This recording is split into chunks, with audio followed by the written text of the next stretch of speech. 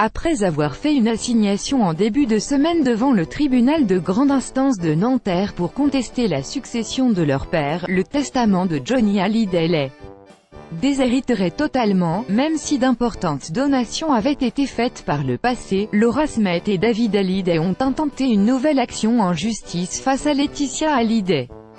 Affirmant avoir essuyé un refus de sa belle-mère, Laura Smith a décidé de saisir la justice pour prendre connaissance du projet d'album posthume afin de pouvoir exercer ses prérogatives d'héritier, pour pouvoir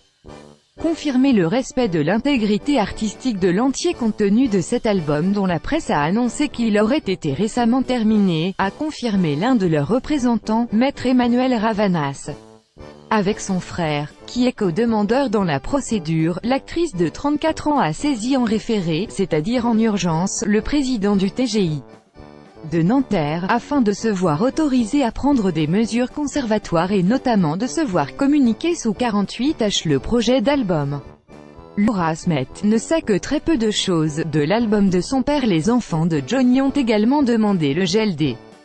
biens immobiliers du chanteur, soit les villas situées à Los Angeles, Saint-Barthélemy et Marne-la-Coquette, et la mise sous séquestre de ses droits d'auteur. L'audience a été fixée au jeudi 15 mars à 14h30.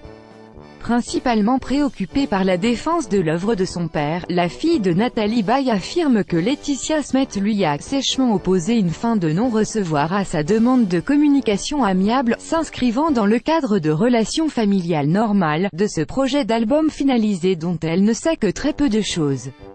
Les avocats précisent par ailleurs que Johnny Hallyday avait fait écouter avec fierté le 4 octobre dernier les premiers enregistrements bruts de quelques titres de l'album à sa fille Laura.